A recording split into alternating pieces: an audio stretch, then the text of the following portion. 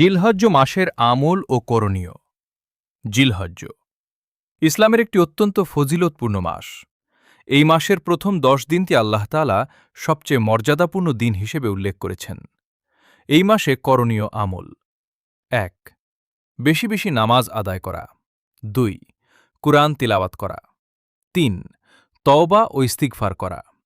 ৪. তাকবীর পড়া। আল্লাহু আকবার, আল্লাহু আকবার, লা ইলাহা ইল্লাল্লাহু ওয়াল্লাহু আকবার, আল্লাহু আকবার, ওয়ালিল্লাহিল হামদ। ৫. নফল রোজা রাখা, বিশেষ করে আরাফার দিনের রোজা। ৬. গরিব ও অসহায়দের সাহায্য করা। ৭. কুরবানির নিয়তকে শুধুমাত্র আল্লাহ সন্তুষ্টির জন্য করা।